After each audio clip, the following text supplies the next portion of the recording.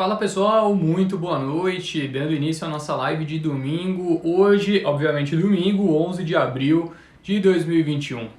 Vamos começar a live de hoje, enquanto a galera vai entrando, eu vou passando mais ou menos o que a gente vai falar aqui, fazendo aquela breve análise da semana que passou, super importante, afinal foi uma semana forte para o Ibovespa. Fala galera, uma boa noite. Loucones aí na live, RC Carvalho, eu sei que você tá feliz, viu? Não vem de gracinha não. Breno aí também, muito boa noite, galera. Valeu por estar aqui presente. Não vamos falar sobre futebol hoje, live propriamente para falar de mercado. Ninguém quer comentar sobre futebol nesse domingão. Bom, depois a gente vai começar a falar rapidinho sobre pandemia e vacinas, né? A gente tem algumas notícias novas importantes para o andamento da nossa bolsa e da nossa vida, né? Muitas coisas importantes que saíram ao longo dos últimos dias. Vamos passar para as notícias corporativas. Hoje nós temos notícias sobre o leilão de infraestrutura que foi realizado, né, ao longo dessa semana. Vamos falar um pouquinho sobre as empresas, né, que se beneficiaram desse leilão, as que conseguiram vitórias, né, levar alguns ativos para casa. Depois a gente vai começar a falar um pouquinho sobre Petrobras, passando para Eletrobras. Depois disso temos frigoríficos, os dados mais gerais do setor e que deve continuar sustentando, né, essa boa performance que temos acompanhado ao longo dos últimos dias. Posteriormente vamos comentar sobre aquisições. Tivemos aquisições realizadas por Redditor e Fleury, aquisições importantes, tá, que foram anunciados. Temos notícias também de Hypera Pharma, B3, Azul, Gol e Sabesp. Tá? Depois a gente passa para a parte de ofertas, onde a gente tem algumas notícias novas também. E eu vou abrir um espaço para Q&A maiorzinho. Tá? Então, quando a gente estiver próximo ali do fim da live, vou dar um espacinho maior para a gente comentar e trocar essa ideia, tá? Então se você tiver dúvida, fica à vontade para ir mandando aqui ao longo da live e a gente vai ter um tempo especial para dedicar a isso, tá? Ao longo das últimas lives tem sido tudo muito corrido, né? Muita informação. Hoje temos as principais informações relacionadas a notícias corporativas, mas vou dar então um espaço maior para a gente trocar ideia no fim da live, tá? Só queria aproveitar agora que a galera que já está aqui, fala aí, Sangali, grande abraço, meu querido, boa noite. Aproveitar que vocês já estão aqui, o pessoal que está aqui agora nesse início de live costuma, pelo que eu estou vendo aqui, ser o pessoal, né, mais fiel, que está aqui com a gente todas as lives, e gostaria de tirar uma dúvida com vocês, fazer um movimento contrário. Daqui a pouco a gente abre o Q&A, que eu vou tirar as dúvidas de vocês, mas nesse momento eu gostaria de tirar uma dúvida. Essa live de domingo, como vocês estão acostumados, está prestes a ser alterada para segunda-feira, tá? Por quê? Algumas razões. Primeiramente, nesse horário, né, é um pouco difícil para a gente conseguir trazer convidados, né? Muita gente está aproveitando o fim de semana, está viajando e acaba restringindo bastante algo que poderia ser muito mais forte, né? Então a gente vai conseguir abrir mais espaço caso a gente migre essa live para segunda, para trazer mais convidados. É verdade que a gente vai perder um dia de sessão para fazer esse acompanhamento de notícia diário, né, para a gente conseguir prever o que vai acontecer na semana que vem como a gente faz hoje? Sim, mas também assim, é segunda-feira, né, então a gente ainda vai ter muito mercado pela frente, talvez seja até melhor, né, para a gente conseguir fazer essa live com mais força. Segundo ponto é que, assim, pessoalmente também é um pouco difícil, né, para eu ficar tocando live aos domingos, então caso a gente passe para segunda, abre esse espaço não só na minha agenda, mas na agenda de todo mundo, né, e acaba dando um pouquinho mais de liberdade para a gente. Então, tô vendo aqui muita gente comentando que não altera, que beleza, fico feliz, pessoal. Então, muito provavelmente, a partir da semana que vem, já não teremos mais a live no domingo, tá? Até porque nesse horário também a gente tem muitas lives de mercado, muita gente fazendo, né, aos domingos, e no fim das contas acaba ficando uma coisa em cima da outra. Você quer acompanhar o que o outro falou, tem que ver, né, não consegue ver a live, tem que ver o vídeo salvo, enfim. Então acho que já vai ficar um pouquinho mais fácil para todo mundo, tá? Então dando esse breve anúncio, e até porque também, né, não acaba deixando aquele que vos fala mais tranquilo para fazer a live, né? Até porque dias como hoje me deixam um pouco estressado. Eu comecei estressado o dia hoje com essa disputa de pênaltis ali logo, né, às 11 horas, o jogo foi até 1 da tarde, fiquei maluco, mas agora tô tranquilo. Então vamos lá, de segunda talvez seja melhor. Fechou, galera? Obrigado então pelo feedback, vamos começar. Eu não consigo de segunda, as lives ficarão salvas no YouTube, sempre ficam salvas, Breno, as lives sempre ficam salvas, tá? Tanto aqui quanto no YouTube, tá? Então, mesmo mudando o dia, fica tranquilo que eu vou continuar deixando salvo lá. E até a ideia daqui pra frente, daqui a algumas semanas, é fazer um streaming mais completo, tá? Para abrir a possibilidade de quem quiser ver ao vivo também poder ver através do YouTube, beleza? Então é isso, estamos alinhados, segunda-feira às 8 da noite, claro que amanhã eu não vou fazer, mas a partir da outra então a gente começa. Vamos começar a falar sobre bolsa, né? Afinal é para isso que estamos aqui. Tivemos uma semana forte, tá? Tivemos uma semana forte, a bolsa subiu 2% mesmo, com a perda observada na sexta-feira. Quem não conseguiu, né, ver isso, sim, Augusto, a live vai mudar para segunda-feira, tá? Para quem não entendeu muito bem o que aconteceu, eu vou explicar rapidinho, tá? Para a gente já partir então para a próxima e para a gente começar a analisar o que deve acontecer nessa semana que está por vir, tá? Então, foi uma semana forte, subindo 2%, né, com os Estados Unidos também muito forte, se vocês observarem o que aconteceu por lá. De fato, surpreendente, bolsas batendo máximas, né? S&P já negociando acima dos 4.100 pontos, é um patamar muito expressivo. E isso aconteceu depois do que a gente estava falando na última live de domingo. Lembra que eu passei para vocês a abertura do plano de infraestrutura do Joe Biden, como era importante? E posteriormente a gente viu aqui muitos reflexos atingindo, né, dado esse cenário, atingindo as empresas que negociam aqui na B3. A gente acompanhou uma semana muito forte para o setor de mineração e siderurgia e conversando com tudo que a gente conversou na última live, né? Isso que foi legal. A gente gastou bastante tempo para falar sobre o plano de infraestrutura que foi anunciado, né, pelo Joe Biden, de 2.250 bilhões de dólares, e depois para falar sobre o plano de recompra de ações da Vale. Então, para quem não se lembra, a Vale anunciou um plano de recompra de ações na casa, né, de 25 bilhões de reais em 12 meses, um plano muito expressivo, diz que não vai parar de pagar dividendos, mesmo com o anúncio, né, da recompra. E a Vale sustentou o índice, né? Subiu bastante ao longo da semana. Eu disse que era a nossa top pick há um bom tempo e continua sendo, continuará sendo, mesmo com alguns ruídos que surgiram recentemente. A empresa saiu dos R$ 92, chegou a testar os 105, voltou para 102, 103. Então o plano de infraestrutura impulsionando bolsas norte-americanas, os dados também muito fortes saindo da economia dos Estados Unidos, né? A gente vê cada vez mais a vacinação andando por lá, vou trazer os números em breve, e isso retomando a atividade, né? Vacinação é super importante para retomar a atividade econômica do país e Estados Unidos, então, demonstrando claramente isso, né? S&P atingindo as máximas históricas com 4.100 pontos. Aqui a gente acompanhou o bom humor externo, mas principalmente por conta dessas empresas do setor de mineração e siderurgia terem uma grande expressividade na bolsa, né? Você pega ali a Vale, ela representa 13%, né, do índice praticamente, não para, né, de ficar cada vez mais robusta e cada vez tem um rebalanceamento, ela passa a significar mais, né? Isso que é interessante. Então a Vale foi de fato o principal destaque nessa semana. A gente viu o Gerdau, o Usiminas, CSN, todas as empresas do setor voltando a disparar. Agora, na sexta-feira saiu uma notícia que trouxe um ruído, né, uma perspectiva negativa de curto prazo para a Vale devido a Samarco. Para quem não sabe, a Samarco é a joint venture, né, da Vale com a BHP. E, bom, a Samarco era a empresa que controlava, né, a mira ali de Brumadinho, teve todos os problemas que a gente sabe, foi muito processada de lá para cá. E o que aconteceu? Esses protestos têm pesado bastante, processos têm pesado bastante sobre a Samarco, porque a empresa não consegue rentabilizar o que ela tem produzido.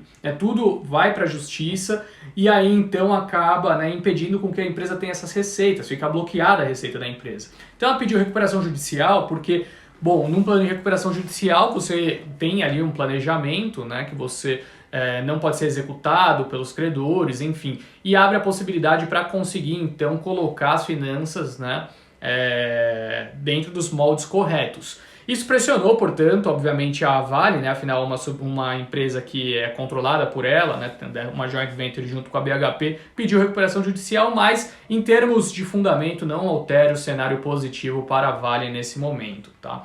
E por fim, um segundo ponto que acabou pressionando o Ibovespa, poderíamos ter tido uma semana ainda mais forte, foi a implementação da CPI, né, quanto à pandemia. E por que isso pressionou a Bolsa, Henrique? Bom, primeiro que a gente está num impasse muito grande quanto ao orçamento. A gente já está hoje é dia 11 de abril, e a gente ainda não tem o orçamento do ano aprovado em Brasília. Não está aprovado. E se você não tem o orçamento aprovado, você não consegue fazer nada. Tá?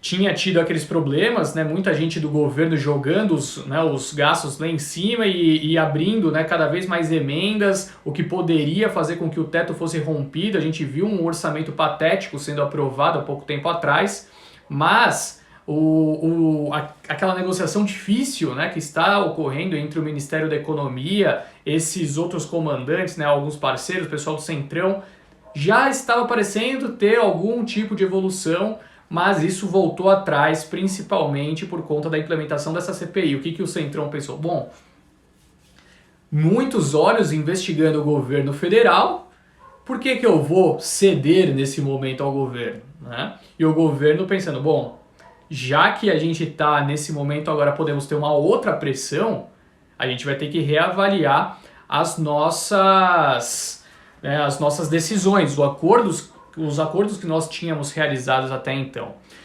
Então, esse é um grande ponto de discussão que continua pressionando a Bolsa, porque você tinha, até um abraço para o Thiago Camilo, que está mandando uma pergunta em relação a esse assunto, né, sobre o orçamento que a gente está dizendo agora, e até respondendo a sua pergunta, Thiago, esse é o grande problema. Quando a gente possui, né, uma questão maior que começa a ser o grande foco tanto da imprensa quanto do governo, as negociações que estavam tendo andamento quanto ao orçamento começam a ficar secundárias.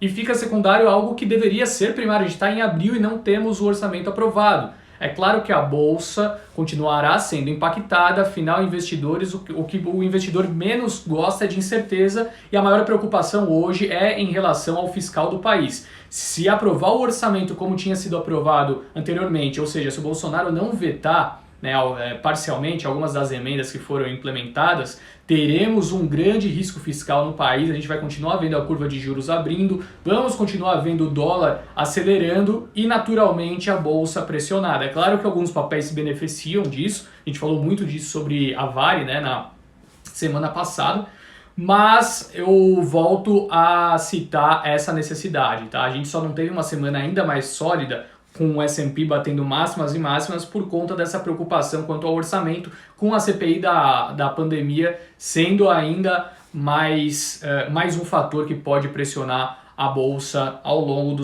das próximas semanas. A gente tem que ver o andamento disso, parece que por enquanto somente o governo federal que vai ser investigado, agora o que o governo federal quer é colocar os governadores junto, né, desse bolo, e acha que a pressão vai ser muito reduzida caso os governadores também, né, entrem nessa investigação. Então são questões que a gente só vai conseguir entender melhor ao longo dessa semana, fica difícil projetar. Mas é um ruído muito forte, tá? Isso pode fazer com que a gente volte a testar os 113 mil pontos ao longo da semana, caso o noticiário fique pressionado. Um abraço também para você, RVL MKD. Grande abraço. Bom, mas passando dos acontecimentos da semana passada, vamos dar andamento e analisar o que pode acontecer nos próximos dias. Primeiro, uma notícia que foi divulgada através de um estudo do Bank of America que eu achei muito interessante sobre a injeção de liquidez que temos tido ao longo dos últimos meses, principalmente desde o início da pandemia, desde março do ano passado, né?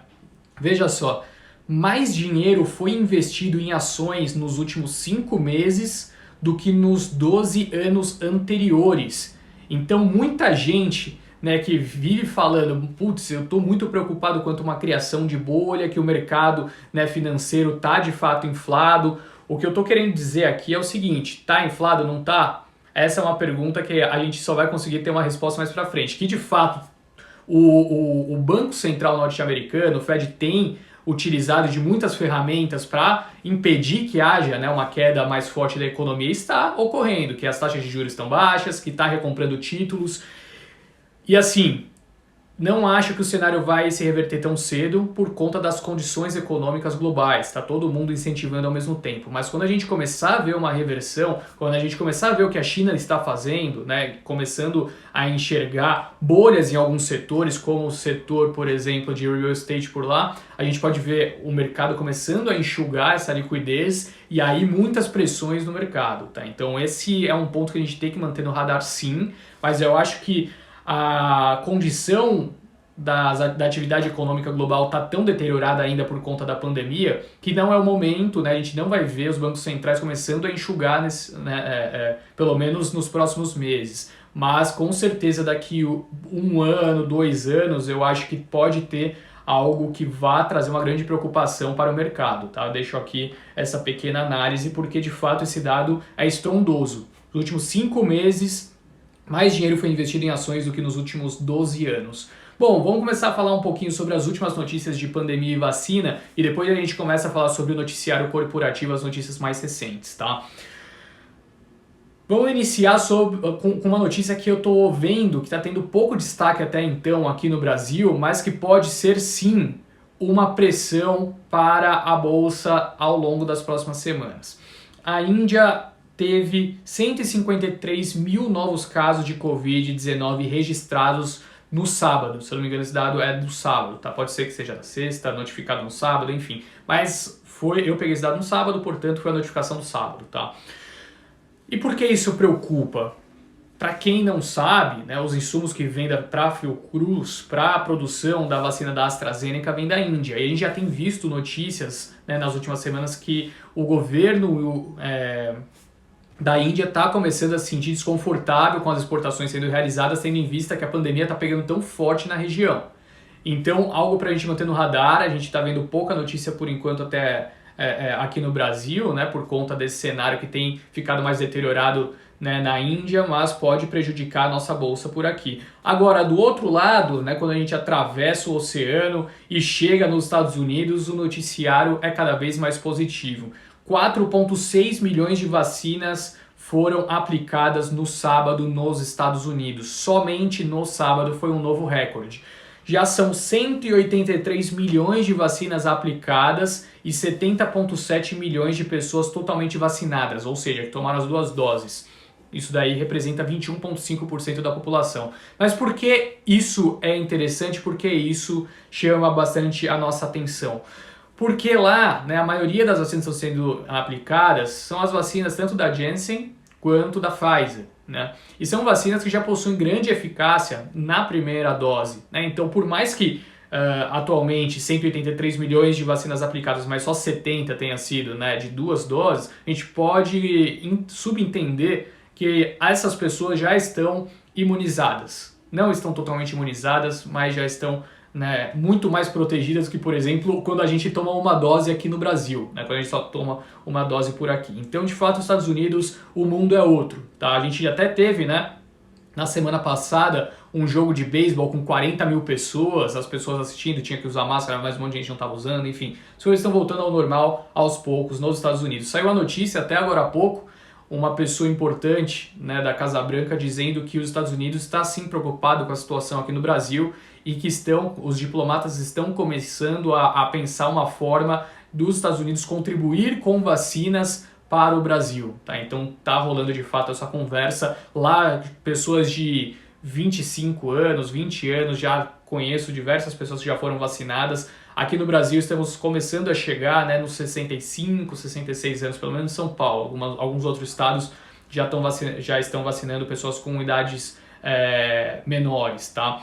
Aqui no Brasil a gente teve uma preocupação nessa semana quanto ao Butantan. Os insumos acabaram, eles produziram bastante, acabaram os insumos e muita gente começou a ficar reticente quanto a esse cenário. Mas pelo menos saiu uma notícia, né, se eu não me engano, na sexta-feira, que o Instituto Butantan anunciou a liberação de insumos para mais 5 milhões de doses da Coronavac.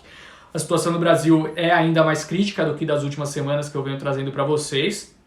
O Brasil registrou novo recorde, chegou a 4.249 mortos em 24 horas por Covid, né? Pelo menos a notificação da quinta-feira também, se não me engano, foi essa, tá? A gente sabe que tem dados acumulados, a média móvel está acima de 3 mil mortes, sim, mas para um dia só atingimos novamente um recorde, tá? De notificação, 4.249 pessoas que foram a óbito por conta de Covid em 24 horas.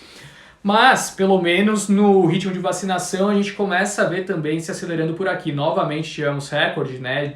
Nesse sábado foram mais de 500 mil pessoas vacinadas, foi um recorde para o sábado. O Brasil chegou à marca de 30 milhões de vacinas aplicadas contra a Covid-19 e possui ainda 17 milhões já disponíveis para serem aplicadas. Muita gente falando, mas por que tem tanta dose guardada? Por que já não aplica essas doses que estão guardadas às pessoas? Porque muitas dessas doses são as segundas doses das pessoas que já tomaram, né? Então não tem como você aplicar em um monte de gente agora, porque aquelas pessoas precisam da segunda dose, né? Então vai ter muita vacina estocada sim, mas tem uma lógica por trás, não é que estão estocando porque querem guardar a vacina, nada disso.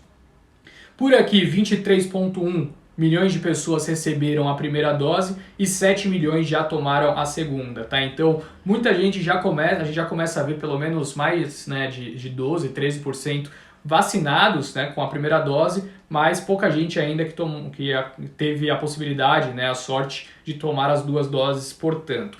Bom, mesmo com esse cenário ainda difícil, a gente começa a ver São Paulo avançando, né, na fase... a gente estava na fase emergencial, vai começar nessa segunda-feira a ser implementada a fase vermelha, o que permite, né, que muitos estabelecimentos voltem a ser reabertos, mesmo em um momento difícil como esse. É claro que a gente precisa se preocupar com a economia, né? Muita gente quebrando, muita gente com seu estabelecimento fechado que não tem mais condição de ficar assim, pelo menos vai conseguir reabrir aos poucos, tá? A perspectiva é que haja mudança para fase, se não me engano, é fase laranja, né? Ou acho que é a fase laranja, próxima pro fim do mês, tá? Então no fim de abril provavelmente a gente vai ver bares e restaurantes reabrindo, mais uma maneira que você pode ir lá comer, enfim. Mas nessa fase muita coisa já abre, tá? Claro, você não pode ainda nos bares e restaurantes, mas materiais de construção, feiras de rua, mecânicas, enfim, muita coisa vai poder reabrir com essa nova fase na segunda-feira. E após autorizar a reabertura de escolas, São Paulo começará a vacinar profissionais de educação já nessa próxima semana também, tá? Então uma notícia positiva. Agora, passando da pandemia para o noticiário corporativo, por aqui a gente teve muita notícia importante saindo ao longo dessa última semana e nesse fim de semana, tá? Muita coisa que aconteceu que nos chama atenção e a gente tem que manter no radar.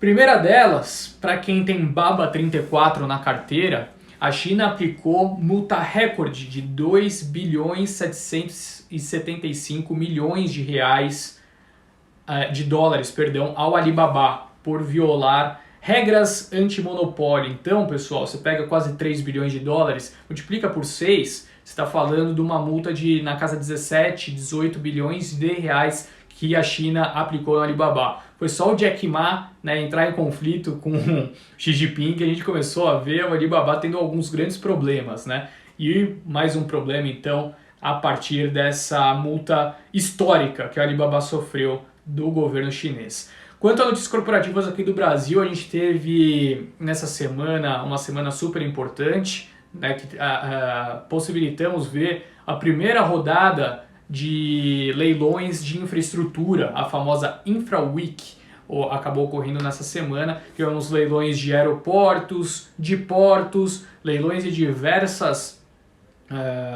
segmentos importantes, ferrovias, enfim, que é uma das formas que o governo tem procurado, né, implementar investimentos no país sem que seja necessário que a máquina pública, né, enche cada vez mais. Então foi super importante, foi um sucesso. Nós vimos a Santos Brasil levando 3 de 5 áreas de portos, né, o leilão rendeu 216 milhões em outorgas, Na quarta-feira foi o grande destaque, né, com a CCR levando a maior parte dos blocos oferecidos de aeroportos, né, e os valores surpreendendo, isso que é o mais interessante mesmo com a crise, né, que o setor aéreo tem passado devido à pandemia.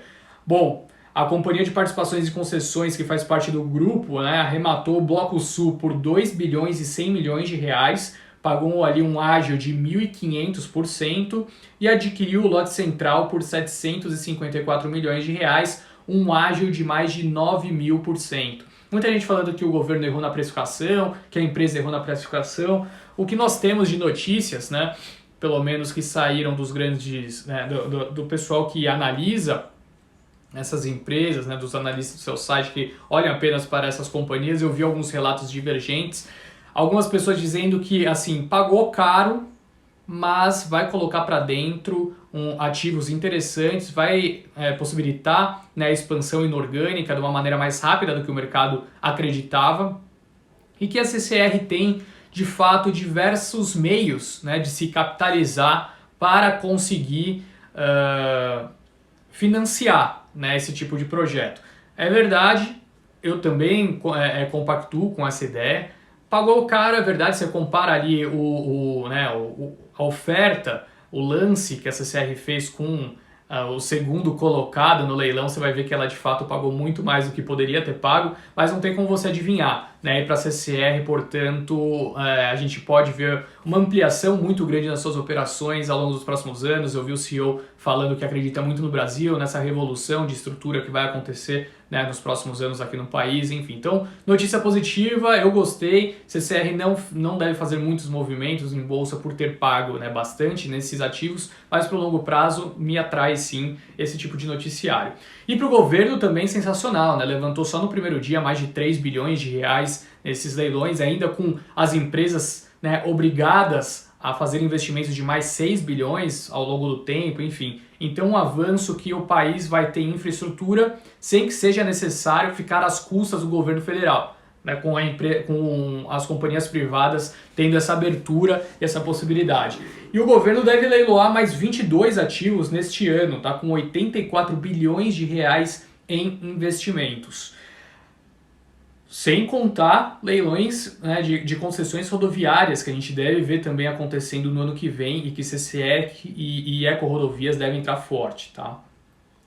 Tendo dito, passando adiante, né, a gente tem algumas notícias importantes de Petrobras, que vale também o destaque. A primeira delas é que o preço do diesel foi reduzido, na verdade, nesse sábado, em 8 centavos por litro nas refinarias.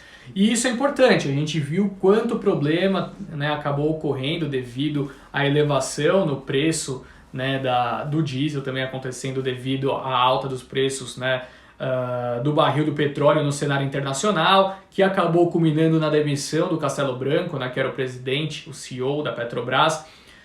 Agora, essa redução ainda é acompanhando o preço, né, no cenário internacional. A gente viu o Brent perdendo bastante força recentemente, chegou a bater nos $70 o barril, voltou para praticamente 60, né? Então abriu espaço para reduções. E tem uma outra coisa rolando, saiu uma notícia no broadcast ao longo dessa semana, que o governo também tem conversado com companhias, né, que produzem biocombustível para reduzir o mix, né? Hoje você precisa ter 13% na produção do diesel e querem reduzir para 10%. Né? Então, essa redução visa também, né, por mais que alguns grupos podem se sentir prejudicados quanto a isso, também visa reduzir o preço do combustível no mercado nacional para não ter problemas futuros com a classe dos caminhoneiros, tá? Haja martelo para o ministro Tarcísio, Fabiano falando. O pessoal tá chamando o Tarcísio de Torcísio, né? Pelo que eu tenho visto por aí. Quando acabou o leilão, ele destruiu o negócio, o martelo, aquele negocinho que ele bate, enfim, começaram a chamar ele de Torcísio. Mas quanto a Petro, além dessa redução que é super importante, temos algumas últimas notícias que saíram de sexta para cá que vale o destaque, tá? O primeiro delas é que a Gaspetro, né, que é da Petrobras, fechou um acordo para vender sua fatia na Gasmar. Além disso, a Petrobras terá compensação de 6 bilhões 450 milhões de dólares em caso de leilão de Sépia e Atapu, tá, que saiu também na sexta-feira essa notícia. Então, duas coisas importantes, né, para o andamento no processo de tanto no processo de desinvestimento quanto de compensação, né, de questões do passado. Petrobras tendo então um noticiário positivo por aí. E o comitê interno da Petro desaprovou 2 nomes indicados ao conselho da empresa. Aí a gente precisa ter um pouquinho mais, né, de luz, de cor, quanto ao que ocorrerá. Quais serão os próximos conselheiros que vão ser indicados, se serão conselheiros, né, fortes, com um know-how importante, enfim. Mas aí já fica um pouquinho difícil para a gente conseguir prever, né, o resultado desse tipo de decisão. Bom, passando de Petrobras, pessoal, eu tô vendo que vocês estão mandando um monte de perguntas sobre empresas e obrigado por isso, tá? Eu falei no começo, para quem não estava no começo da live, que a gente vai ter um espaço maior para Q&A hoje, então vocês estão certinhos, eu não vou responder agora, mas quando eu terminar de falar as notícias corporativas, eu vou pegar essas perguntas, tá? Talvez eu não consiga pegar todas, enfim, mas com certeza eu vou pegar uma boa parte delas. Passando de Petrobras para Eletrobras, tivemos uma notícia super importante para o andamento do processo de privatização. O primeiro passo que era necessário ser dado foi dado. Qual que é esse passo? A empresa foi incluída no Programa Nacional de Desestatização, o famoso PND. E por que isso é importante? Agora a empresa fica qualificada no âmbito do PPI, incluída no PND, para fins de início dos estudos necessários à estruturação do processo de capitalização. Claro, né, eu venho dizendo para vocês, eu também não acredito na privatização da Eletrobras, pelo menos até as eleições de 2022. Esse é um ponto super importante de ser destacado aqui. Mas, pelo menos, essa inclusão para os estudos iniciarem e a gente chegar lá no fim do ano com a capacidade da aprovação da capitalização, já é um primeiro passo super importante. Se a gente conseguir a capitalização, já está ótimo para esse primeiro momento. Por quê? Porque a capitalização servirá para que a empresa consiga crescer de maneira mais rápida, ela vai levantar um capital importante, sem que o governo federal acompanhe nessa oferta. O que isso significa? Se o governo federal não acompanhar a oferta, ele vai ser diluído, né? Ele possui, eu não tenho o valor de cabeça aqui, talvez seja 60% da empresa. Se sair uma oferta e ele não participar, ele é diluído e a participação dele cairia para algo em torno de 46%. Tá? Com 46%, naturalmente a gente começa a ver o governo tendo menos controle da Eletrobras, a empresa com capital para expandir suas operações e cada vez o governo tendo menos capacidade de mudar estruturalmente as operações da empresa, diminuindo sua relevância e ficando mais simples a privatização lá na frente. É algo que pode acontecer, mas só deve acontecer depois das eleições de 2022. Até lá, tenho quase certeza que não irá ocorrer, beleza? Passando agora para o noticiário, deixa eu dar só um golinho de água aqui, pessoal, porque falando muito, né? Passando para o noticiário agora quanto aos frigoríficos. Para quem não acompanhou, tivemos notícias super importantes sendo divulgadas nos últimos 2 dias dessa semana para os frigoríficos. Primeira delas, exportação de carne suína do Brasil bate recorde mensal em março, com China comprando bastante, segundo a BPA.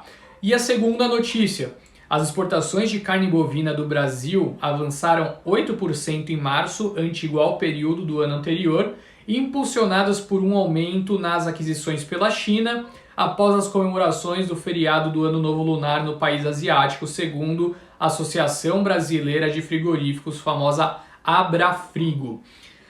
Já a receita obtida com as exportações apurou alta de 12% na comparação anual, atingindo 713,5 milhões de reais, ou seja, 8% de avanço em termos de volume e 12% de avanço em termos de receita. Ah, mas como está subindo, se o volume sobe 8, como que a receita sobe 12? 2 pontos pode acontecer, ou o preço do produto subiu, ou o câmbio, né, o dólar. E de fato, né, a gente viu uma depreciação clara no real de lá para cá, mas também cada vez mais a demanda lá forte permite que você faça elevações nos preços, né? Eu lembro de muita gente se sentindo desconfortável quando eu falava que os frigoríficos estavam baratos. Isso aqui desde quando eu comecei a fazer as lives, né, pessoal? Já faz quase um ano disso.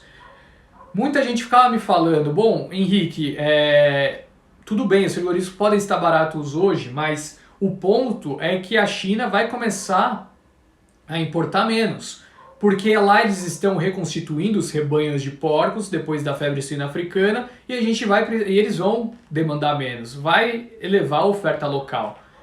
O ponto é que chegamos em abril de 2021 e que nós estamos vendo exatamente o oposto. A China comprando cada vez mais. Por que isso acontece? Primeiro, cada vez mais o chinês tem dinheiro. A gente está vendo muita gente migrando, né, de um lado para o outro da China, do lado comunista para o lado, né, capitalista. O que eu quero dizer com isso? A renda per capita chinesa tem crescido cada vez mais e as pessoas estão comendo carne, proteína de melhor qualidade, cada vez mais. Pouca gente ainda, mas cada vez mais. O mercado é muito grande. Não tem como você achar que a China vai ser sustentável em termos de proteína, tendo em vista que eles possuem 1,2 bi de pessoas. Então, isso nunca vai acontecer. O ponto, sim, se eles elevarem muito a produção local, pode diminuir a demanda do mercado internacional, mas eu acho que tem um gap enorme até que isso aconteça. Eu acho que a economia lá está crescendo muito rápido e vai ser muito mais rápida a demanda dessas novas pessoas que estão entrando, né, para a parte capitalista, que estão tendo capacidade de comer, né, produtos de melhor qualidade, do que a capacidade da China, né, ofertar para toda a sua população uma proteína local. Eu não vejo esse cenário acontecendo por muito tempo, tá? Eu vejo de fato um cenário muito positivo para os frigoríficos. Pergunta sensacional, Fabiano. Ainda dá tempo para entrar em frigoríficos? Me parece que já andou muito. JBS sobe esse ano mais de 30%, o Marfrig deve subir o quê? Uns 17, 18%, o BRF subindo talvez 20% e Minerva subiu um pouquinho mais nos últimos dias, mas estava mais ou menos no 0 a 0. Cara, sim, há espaço, tá? Há espaço. Por que eu acho que há espaço? Todas as empresas negociam a múltiplos muito mais baixos, tá? Muito com descontos relevantes para os seus pares internacionais. Você compara a múltiplo de JBS com Tyson Foods, você vai ver ali um desconto de pelo menos uns 30%, talvez. Isso acontece por conta das questões, né, operacionais e de governança que as companhias tiveram recentemente, mas elas geraram muito caixa. A JBS fechou o último trimestre com uma alavancagem de 1,5 vezes, enquanto no auge do problema da operação carne fraca estava ali em 2017 com uma alavancagem de 5 vezes. Ou seja, está gerando caixa como nunca antes, está desalavancada como nunca antes, e agora o que ela vai fazer com tanto dinheiro assim que ela tem gerado? Das duas, uma.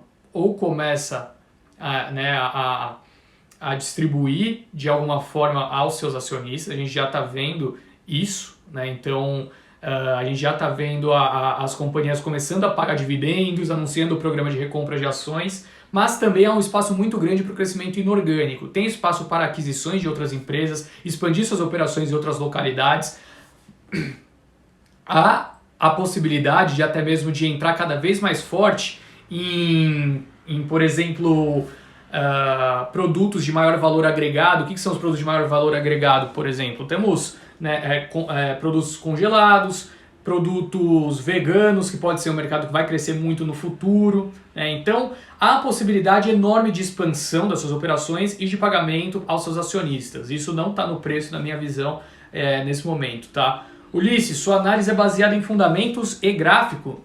Minha análise é baseada apenas em fundamentos aqui, tá? Gráfico a gente utiliza em outras tomadas de decisão, mas aqui eu só estou falando de fundamento, tá? E uma notícia que saiu do setor também, a Marfrig quer elevar a 42% o transporte da produção por ferrovia até o fim do ano, tá? Então a gente deve ver cada vez mais as companhias conseguindo encontrar possibilidades de redução de seus custos. A própria Marfrig possui 90% da sua geração de caixa dolarizada, né, através da National Beef e exportações aqui do Brasil. Você pega o câmbio a 5,60, 5,70, é uma infinidade a possibilidade de geração de caixa dessas companhias, né? Então gosto muito do setor, sempre gostei e continuo gostando, tá? Agora no setor de saúde temos duas notícias importantes de aquisições. Primeira delas, a Redditor assinou um memorando de entendimento para comprar 51% do Hospital Nossa Senhora das Neves, na Paraíba, que inclui também suas subsidiárias Clean Hospital Geral, Lupa Laboratórios, Unigastro e Neves Medicina Diagnóstico. Tá? Segundo o fato relevante que foi enviado no mercado na sexta, o valor da firma, né, o firm value, para 100% do hospital é de 550 milhões de reais, e deste valor será deduzido o endividamento líquido, né? Então a gente tem que tirar da conta quanto vai pagar o que já possui de dívida. Os hospitais gerais são de alta complexidade e referência em João Pessoa, na Paraíba, contando com 235 leitos e com capacidade para expansão até 400 leitos. Tá? Então, essa aquisição marca a entrada da Redditor no mercado de João Pessoa, um estado com 423 mil beneficiários de saúde. E essa é a segunda aquisição em menos de 7 dias, né? Novamente com múltiplos atrativos e espaço para expansão de crescimento orgânico e o crescimento sendo realizado de maneira inorgânica pela Redditor. O que eu quero dizer com tudo isso? Estamos vendo muitos IPOs acontecendo, né? Pelo menos muitas empresas buscando realizar os seus IPOs no setor de saúde, mas a última que a gente viu acontecer foi a Redditor, né? Foi um dos maiores IPOs dos últimos anos. A empresa já vale, né, quase 100 bilhões de reais, vale mais do que 100 bilhões de reais na verdade. E a grande promessa na oferta, né, da Redditor era que cresceria muito de maneira orgânica e inorgânica. Ou seja, para quem não sabe, orgânica é crescendo através das suas próprias operações e inorgânicas através de aquisições. O que acontece é que o setor de saúde ele é muito pulverizado no Brasil ainda. Você tem uma possibilidade muito grande de crescimento inorgânico, né? As grandes empresas do setor representam um pouco do market share total do país. A Redditor, que possui o maior market share hoje, consegue, portanto, através dessas aquisições, colocar para dentro ativos importantes, né? Fez uma aquisição de um hospital em Minas também no começo dessa semana e paga múltiplos menores do que ela é negociada. Ou seja, ela paga, vou falar de um exemplo simples aqui. Vamos supor que ela negocie a 20 vezes preço-lucro, ou EV/EBITDA. Estou falando um valor X aqui, tá? Vamos supor que ela negocia 20 vezes. Ela vai lá e negocia com o Hospital Nossa Senhora das Neves na Paraíba e fala, ó, eu quero comprar o seu hospital, eu pago X, o valor X. Esse hospital negocia 10 vezes. Tá? Então vamos supor que a Redditor vai lá e compra esse hospital a 10 vezes. E por que não a 20 vezes que nem ela negocia na bolsa? Porque a Redditor possui, né, uma escala muito maior, possui já uma rede muito grande de diferentes localidades do país, então o mercado paga um prêmio pela qualidade da operação da Redditor e pela sua capacidade, e pela sua gestão, e pela sua governança, pela sua capacidade financeira também, enfim. Só que o Hospital Nossa Senhora das Neves não pode, né, achar que será vendido ao múltiplo que a Redditor negocia hoje, porque a Redditor, né, é muito melhor e muito maior do que esse hospital regional da Paraíba. Só que depois que há essa aquisição, a Redditor vai lá e paga 10 vezes e coloca para dentro esse negócio, o que acontece? Esse hospital passa a ser negociado no múltiplo que a Redditor negocia na bolsa, né?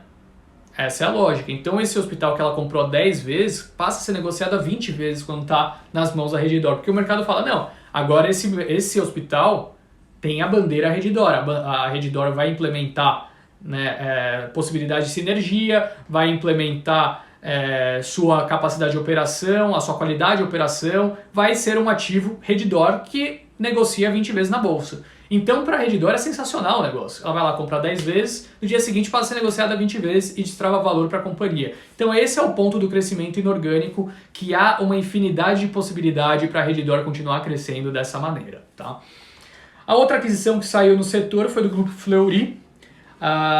Firmou, né, na sexta-feira também a aquisição por intermédio da sua subsidiária Fleury CPMA de 66,7% da Vita Ortopedia Serviços Médicos Especializados Limitada e da Vita Clínicas Medicina Especializada Limitada por 136,8 milhões de reais. Segundo o fato relevante, né, que foi divulgado também na sexta-feira, uma parte considerável desse recurso representa apenas uma fatia do que a empresa pretende destinar para as expansões orgânicas e inorgânicas dos serviços de ortopedia no Brasil. Então foi uma aquisição que rolou, só que isso não descarta a possibilidade de rolar ainda mais, tá, ali no setor de ortopedia. Com mais de 20 anos de história, a Vita é referência em consultas e cirurgias ortopédicas, assim como sessões de reabilitação, formada por uma equipe de mais de 40 médicos e 80 terapeutas. A companhia possui 9 unidades de ortopedia e fisioterapia na cidade de São Paulo. Mais uma aquisição interessante também, gostei para Fleury. A Hypera Pharma vendeu um centro de distribuição em Goiânia por 231,5 milhões de reais e a B3 encerrou a venda da participação que possuía na Bolsa do México. Tá? Tudo isso aconteceu nos últimos dias. Quanto a companhias aéreas, temos algumas importantes aqui também, rapidinho. A demanda da Azul, medida pelo RPK, para quem não sabe, é o volume de passageiro quilometrado, volume de passageiros por quilômetros transportados, diminuiu 8,9% em março, frente ao mesmo período de 2020. Tá? Então, lá em 2020, quando a gente estava começando a implementar as medidas de isolamento, né, a gente viu março desse ano com uma performance ainda pior do que do ano passado. Tá? Então, mais ou menos 9% abaixo. E a Boeing voltou a ter problemas com o avião 737 MAX, tá? Foi aquele avião que começamos a ver, né, caindo ao longo dos últimos anos, caía, sempre quando o avião caía era 737 MAX, então ficou por muito tempo, né, impossibilitado de voar. E saiu a notícia nessa última semana, até dei uma entrevista para o Estadão quanto a isso, foi publicado no jornal nesse sábado, eu postei também a entrevista no meu Instagram, quem quiser ver depois, tá? Mas, basicamente, qual que é o ponto aqui? O impacto que esse novo problema pode ocorrer, né, para as companhias locais. E quem possui mais exposição é a Gol. A Gol possui 7 aeronaves, né, do 737 MAX. Só que é difícil a gente saber qual exatamente a aeronave vai ser impactada, porque não foram todas as aeronaves, não foram todos os 737 MAX impactados. Mas, entre aspas, muitas aspas aqui, tá? Se é o momento que isso poderia acontecer, o melhor momento é agora, né, quando a demanda está mais baixa. Então, de fato, vamos acompanhar o desenrolar desse assunto. Eu não acho que ele deva fazer muito preço, mas tudo depende da dimensão. Tá? Grande abraço, Mineirinho. Sucesso total. Te acompanhei meio em off. Eu postei no dia anterior, eu não consegui ver a bateria anterior que você tinha ganho. Eu acompanhei das quartas, torci muito por você. Não deu certo dessa vez, mas espetacular. A gente está muito bem servido de surfistas brasileiros. Foi um show que aconteceu lá na Austrália. Meus parabéns para você e para todos os brasileiros que deram mais um show. Bom, a Arcesp autorizou reajuste em tarifa da Sabesp, elevou base de ativos regulatórios. A gente viu isso fazendo preço, né, na semana passada e é algo positivo, tá, pessoal? Algo interessante sim para a companhia. A gente já vinha falando há algum tempo que a Sabesp era a nossa top pick do setor de saneamento. Muita intervenção no Paraná com a Sanepar. A Copasa com dificuldade também de entregar uns resultados muito sólidos, apesar que muita gente acha que pode ter dividendos muito expressivos, tá? Então, de fato, pessoal, assim, Sabesp é nossa top pick. A gente gosta e o noticiário está positivo, tá? Quanto à Caixa, eu ouvi muita gente falando de Caixa, só lembrando que a gente aqui não pode comentar sobre os IPOs em andamento, nem IPOs que está para acontecer, nem IPOs que acabaram nos últimos 2 meses, porque a gente participa da distribuição. Então a gente faz trabalho de distribuição, a gente não pode comentar por razões, né, de conflito de interesse. Eu vou passar o noticiário, apenas isso, tá? O primeiro nem é sobre IPOs, foi mais o Guimarães, né, que é o CEO da Caixa, dizendo que a companhia, né, a Caixa não deve subir taxas do crédito imobiliário tão cedo e que lançará uma mega operação de microcrédito para este ano, tá? É super importante essa notícia, deve trazer, pelo menos por enquanto, uma capacidade das companhias, né, que são do setor de real estate, que vinham tendo uma performance muito sólida ao longo dos últimos anos, das últimas semanas, perdão, conseguindo manter esse ritmo. A preocupação com a taxa de juros subindo, mas quando a Caixa mantém lá embaixo, traz esse contraponto, traz esse rebalanceamento no setor. Tá? Então o setor de construção civil, para quem não se lembra, no último domingo, eu tinha falado para vocês, né, quanto às empresas que possuíam os maiores potenciais de alta da bolsa. E muitas companhias ali, pelo menos 1/3 era o setor de construção civil. De lá para cá o setor disparou, né? De fato, muita gente interpretando que estava barato. Não quer dizer que aquele estudo está sempre correto, pode ser que os analistas estejam equivocados, mas em linhas gerais estava mais do que claro que o setor estava barato, tá? Agora, quanto a ofertas, começando a falar sobre a Caixa, né, a empresa que já está em andamento do seu IPO da Caixa Seguridade, o segundo IPO que deve ocorrer. O Pedro Guimarães também disse que a Caixa está estudando fazer a IPO do seu banco digital, o Caixa Tem, em dual listing, o que isso significa tanto na B3 quanto na Nasdaq ao mesmo tempo, tá? Então, podemos ver diversos IPOs acontecendo, Caixa Seguridade, IPO do Caixa Tem e possivelmente mais coisa vindo por aí, tudo depende do andamento em Brasília, tá? Quanto a IPOs, né, a gente começou a falar sobre isso agora, lembrando que um IPO que o mercado já espera muito tempo acontecer, que está com dificuldade de andar, mas tivemos mais notícias recentemente, é o da bandeira Elo, né? A notícia que saiu do broadcast nessa semana é que a bandeira Elo contratou Morgan Stanley, Goldman Sachs e JP Morgan para seu IPO, mas não aqui o seu IPO na Nasdaq, tá? Mas o Banco do Brasil disse que segue estudando a possibilidade de abertura de capital, que nada está definido, mas o noticiário parece estar esquentando, né? Tivemos um outro IPO que saiu nessa semana, IPO de Alied, né, que saiu a R$18 a ação, próximo ao teto da faixa indicativa revisada, que variava de R$17 a R$19. Mas, né, essa faixa indicativa já era abaixo do que tinha saído a primeira faixa indicativa que tivemos anteriormente, né? Anteriormente a faixa ia de 20 a 26, então teve um corte, não saiu no topo da nova faixa, saiu no meio.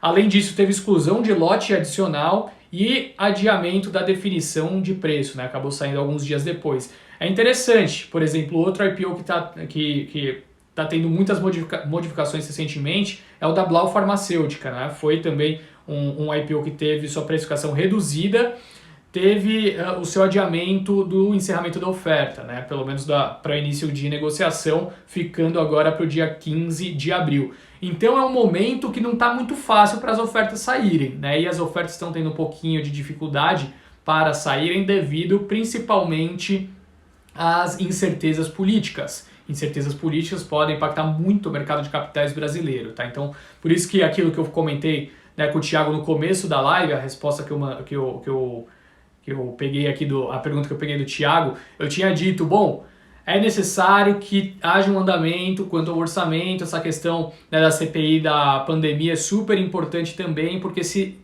continuar travando as discussões do governo, a gente vai ter uma dificuldade muito grande para a Bolsa ao longo das próximas semanas, tá? Então, isso também conversa com o mercado de capitais, os IPOs podem ter mais dificuldades para sair devido a essa incerteza. E por fim, a última notícia aqui que eu trouxe para vocês, a Surf Telecom vai ao leilão de 5G com ou sem o seu IPO realizado segundo o site Telesíntese, tá? A Surf Telecom tenta extinguir um processo que suspende a possibilidade de IPO. A justiça determinou, né, suspensão até que o conflito de acionistas seja resolvido em arbitragem. A empresa alega irregularidade na representação processual da Prilton Holdings. Então pode ser mais um IPO que venha daqui para frente, mas isso não impede a possibilidade da Surf Telecom participar do leilão de 5G, beleza? Vamos ao Q&A. Eu levei muito mais tempo do que eu achava que ia levar aqui, pessoal. Vamos pegar pelo menos uns 15 minutinhos de Q&A aqui. Eu vou tentar ser rápido para pegar a pergunta de todo mundo, fechado? Então, só para quem entrou mais no fim, gostaria de lembrá-los uma coisa. Essa live que acontece aos domingos, eu vou alterá-la para as segundas, tá? Tem sido um pouco difícil por algumas questões, seja para trazer convidados, seja também, né, para o meu próprio fim de semana dar uma dificuldade em algumas questões pessoais. Tem muita live de domingo que já acontece de mercado, então acho que na segunda-feira a gente não perde em nada o fluxo de notícia, né? A gente vai ter, de repente, até mais gente podendo acompanhar. Eu sei que para vocês também não é fácil domingo à noite, às vezes está com a sua família e quer acompanhar um pouquinho sobre o que eu estou falando, eu impeço isso, né? Ou ter que escolher entre eu e a família, é uma situação meio chata. Então, a partir não de amanhã, mas na outra semana, a live de domingo passará a ser na segunda-feira. E quem tiver sugestão de nome para live pode mandar, não vai ser live de segunda, tá? Esse live de domingo aqui nem era para ter sido também, eu acho péssimo esse nome, mas acabou ficando, né, pela falta de criatividade daquele que vos fala. Vamos lá, começar. A primeira pergunta que temos aqui é da Simone. Ela mandou lá no começo da live pedindo para eu falar de Embraer. Simone, Embraer disparou novamente nessa semana. Tivemos uma notícia de que uma companhia aérea indiana possivelmente está planejando expandir demais a sua frota, seus jatos, né? E está sondando tanto a Boeing quanto a Embraer.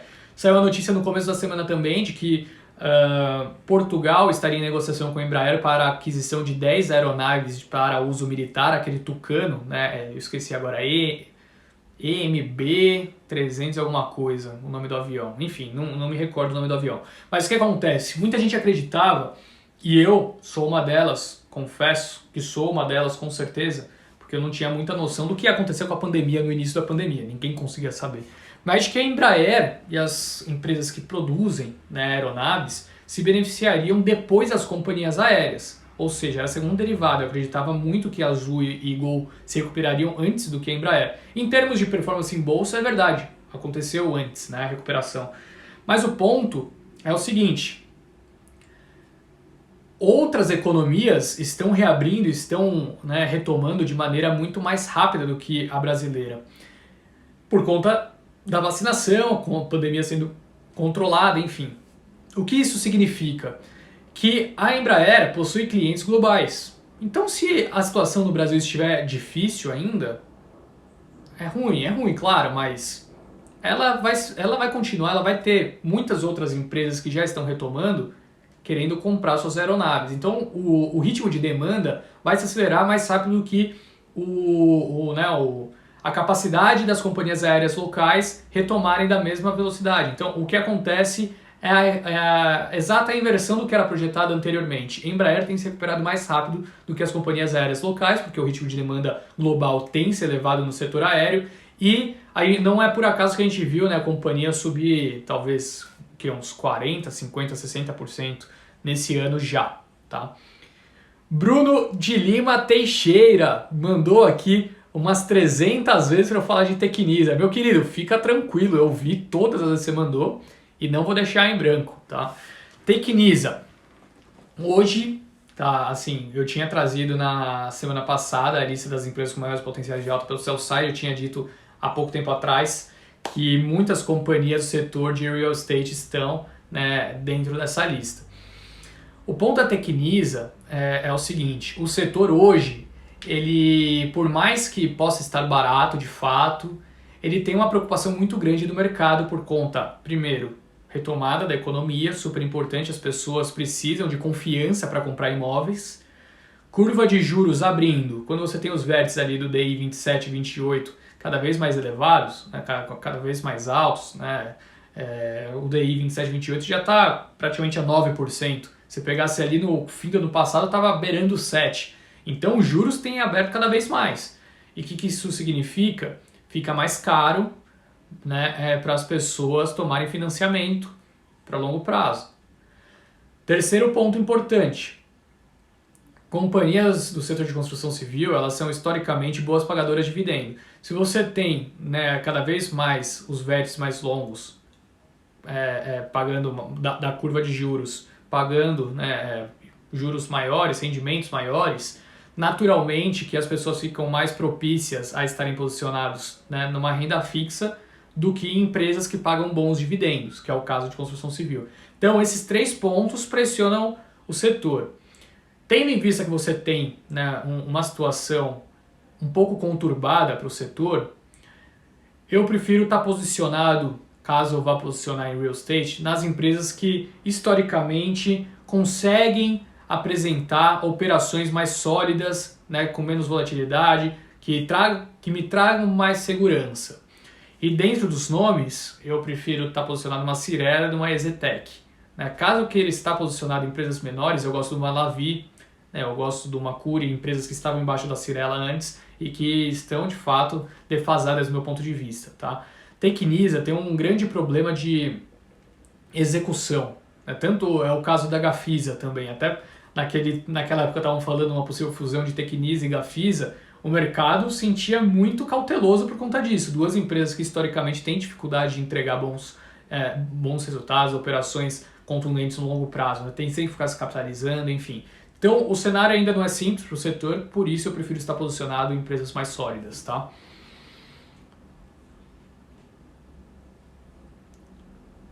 Marcelinho dizendo que Tel Reis teve prejuízo, inputs de GGBR, setor forte demais. Eu não sei quem é Tel Reis, mas acho provável que tenha tido prejuízo mesmo. Se estava comprado input de GGBR, not a good choice. Raia Drogasil, por que cai tanto? É uma companhia que vinha subindo há muito tempo, né? Você pega historicamente a Raia Drogasil sempre surpreendendo o mercado tentando, né, sempre projetar o seu crescimento e não conseguia, porque as operações são muito sólidas e cada vez entregando melhores resultados. O problema é que o setor de farmácia, de fato, ele ficou muito pressionado com essa questão da pandemia, né? Ali no início da pandemia, para quem não sabe, ali em meados de março do ano passado, muita gente acreditou, não, mas as redes de farmácia estão ganhando muito dinheiro agora, todo mundo vai precisar comprar remédio, todo mundo vai precisar ir na farmácia comprar luvas, comprar produtos para máscaras, enfim. Só que o que aconteceu? As pessoas começaram a tomar a decisão de ir para a farmácia só quando era de fato necessário. E isso fez com que o ticket médio caísse bastante, porque esses produtos, máscara, luva, são produtos que são vendidos, né, a preços muito mais baixos do que naturalmente outros produtos, remédios, que costumavam mais ser vendidos em farmácias. As companhias têm executado cada vez mais, né, operações para se aproximar não só de uma drogaria, né, que você de fato vende ali os remédios, mas para se tornar algo mais parecido com os Estados Unidos. Quem já viajou para os Estados Unidos e foi nas farmácias por lá, foi num Walgreens, por exemplo, sabe como que funciona. É como se fosse um mini mercado, você consegue fazer tudo, consegue fazer exame até às vezes, você consegue comprar um refrigerante, enfim, você consegue fazer tudo numa farmácia lá, consegue comprar um boné. E as farmácias daqui querem fazer cada vez mais isso. Só que o que é necessário, o primeiro passo, expandir suas lojas, né? Então tá em um processo onde a demanda ainda está um pouquinho mais fraca, né? E por conta da pandemia, as pessoas comprando mais remédios relacionados à pandemia, com medo de frequentar com mais frequência as farmácias, e onde assim, eles estão tendo também uma reinterpretação do conceito farmacêutico no país, querendo se aproximar com o que os Estados Unidos faz hoje, tá?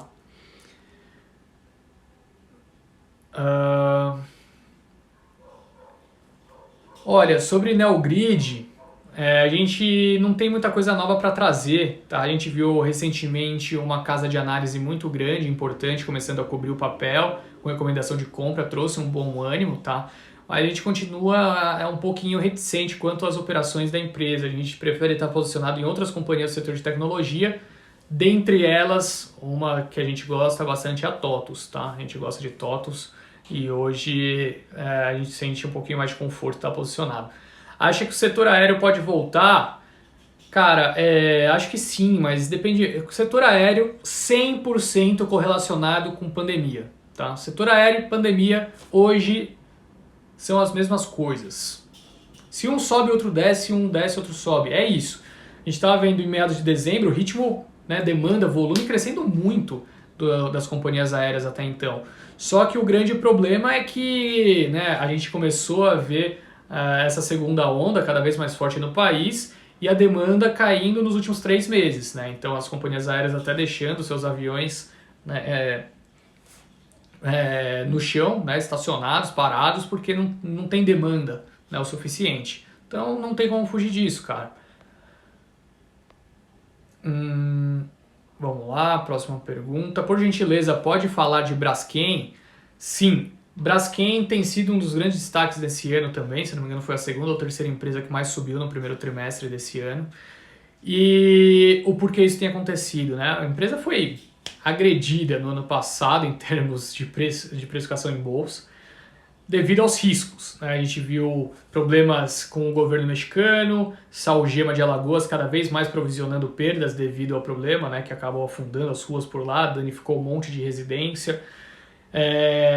Petróleo também pressionando, né? O petróleo chegou a bater $20 o barril. Então o cenário do petróleo melhorou, começou, né, a ter esses problemas judiciais já colocados dentro da conta, sem grandes surpresas recentemente. Margens de polipropileno cada vez mais altas. Saiu nessa semana também que a Odebrecht já está procurando parceiro, seja do setor petroquímico, ou na empresas de private equity que possui já um know-how grande também no setor, para desfazer da sua posição, que seria ótimo para a Braskem, tá? A saída da Odebrecht. Mas é difícil, porque a Petrobras tem direito de tag along, pode dificultar muito o processo, enfim. Então, assim, gosto, hoje acho realmente que a Nome pode continuar se beneficiando, tá? Com esse cenário atual operacional, mas muito disso já foi precificado. Kanemoshi, Ido, se puder falar dos IPOs que estão engatilhados de caixa de seguridade modal, cara, a gente não pode falar de IPOs, tá? Porque a gente vai participar da distribuição, então a gente não pode, de fato. Com essas notícias, a Petro destrava? Eu acho que não, infelizmente. Gostaria que isso acontecesse, mas a perspectiva de interferência na política de preço da Petrobras vai continuar pressionando. A gente viu nessa semana, né? De novo, a empresa com dificuldade de ter boas performances, porque o presidente, né, Jair Bolsonaro, disse que ficou insatisfeito com o aumento do preço do gás natural, na casa de 40% para maio. Claro que ficou insatisfeito, todo mundo ficaria, mas disse que vai interferir na política de preço. Tá? Então ele apenas corroborou com o que eu já vinha falando há tanto tempo, que eu não via sentido nenhum em ele trocar o presidente da Petrobras se não fosse para esse fim, né? Então, isso vai acontecer. Bom, o que acha de IRB agora com a SUSEP fora? Para quem não sabe, a SUSEP concluiu, né, aquele tipo de acompanhamento mais próximo que estava fazendo com o IRB por conta das condições financeiras se readequando. Eu ainda não me sinto confortável em estar posicionado na empresa, acho que o cenário macro já está difícil, o cenário político está difícil, pandemia está difícil, e eu não me sinto confortável em estar posicionado numa companhia como o IRB, tendo em vista os últimos resultados, tá? Pode ser que mais para frente a gente comece a ver uma reestruturação importante, a empresa não possui nem CEO hoje ainda, né? Um CEO definitivo. Então eu prefiro começar a ver essa reestruturação, de repente entrar um pouquinho mais tarde no papel, mas pelo menos tendo a certeza que o papel vai andar e não que voltará, né, a ser pressionado como tem acontecido. Tupi, Shoes e Leve andando bem, consegue explicar esse movimento? Acho que é perspectiva, né? Assim, eu falei muito na semana passada sobre o pacote de infraestrutura do Joe Biden e o pessoal, eu fiz um jogo com a galera aqui, né? Comecei a falar, pessoal, bom, que empresas você acha que se beneficiam dado tudo isso que vai acontecer no pacote de infraestrutura? E comecei a falar tudo o que vinha no pacote. Foi muito curioso, né? Foi muito curioso porque naturalmente isso acabou fazendo com que as pessoas respondessem muito Tupi, né? E a Tupi vai ser de fato uma empresa que vai se beneficiar muito desse cenário. Então, acho que isso explica muito, tá, do setor estar começando a andar. Pode falar algo do IPO da Raízen? Não posso. Sinto muito, Paulo. Infelizmente não vou comentar nada sobre IPOs que estão por vir, tá? BIF tá barata? Acho que sim, a gente soltou nessa semana na Guide, para quem não sabe, um long and short. Comprado em BIF, vendido em BOVA11, tá? Já deve estar com uns 3% de ganho. Aí veio as perguntas de frigoríficos, né? Já respondi aqui.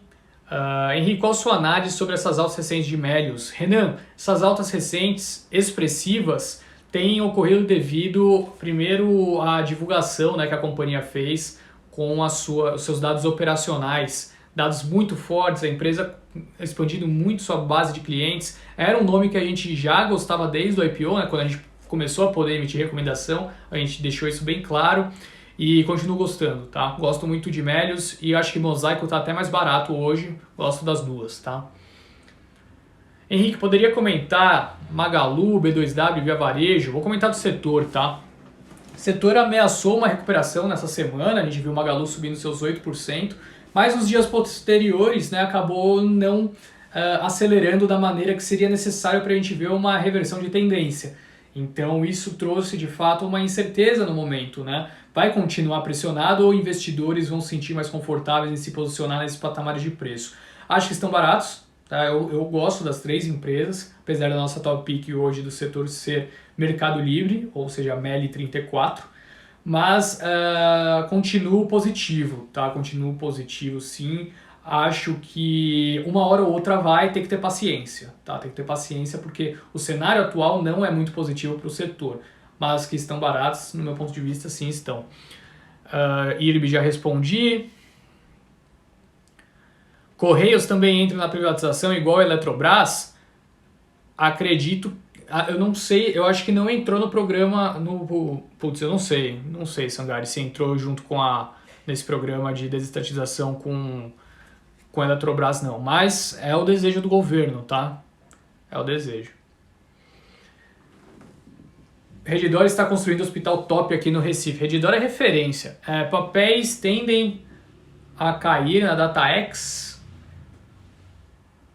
BIF3 pagará dividendos e a Datacom será amanhã. Não costuma cair não, cara. Assim, gente surfando dividendo, hoje em dia já acontece muito pouco. Isso aí costuma acontecer mais no passado. Claro que o papel perde valor, porque sai, né, do preço do valor o quanto ele pagou o dividendo, então a DataX sempre vai ter um valor menor em termos de bolsa, mas isso porque as pessoas foram remuneradas, né, com esses dividendos. Então, não acho que o que muita gente faz, ficar surfando, né, dia anterior a pagamento, assim, não faz sentido em termos de fundamento, tá?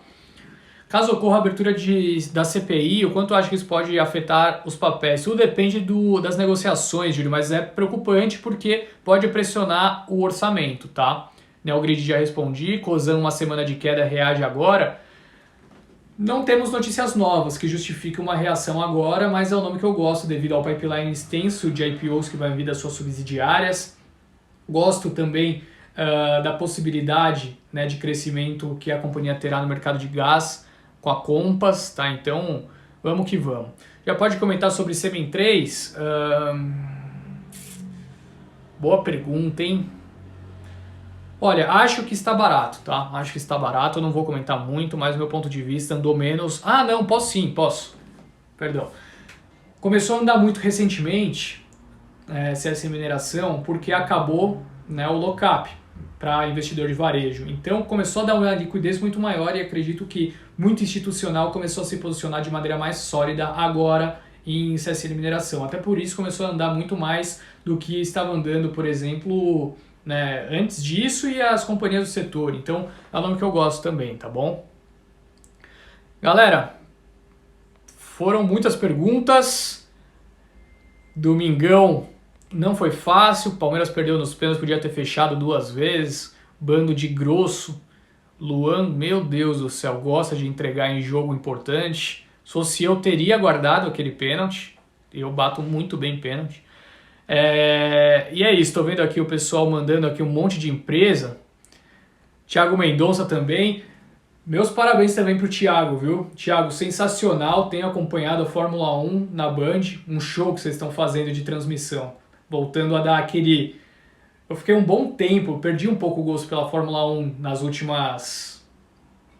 últimos anos. Depois que a gente não teve mais brasileiro lá, fiquei um pouco cansado também. Você assistia na Globo, putz, só no último minuto ali que começava a transmissão, às vezes você nem conseguia ver o pessoal levantando o troféu, enfim. Agora é uma transmissão completa, digna do esporte, tá? Que a gente tanto gosta. Meus parabéns para você e pro pessoal lá da Band, tá?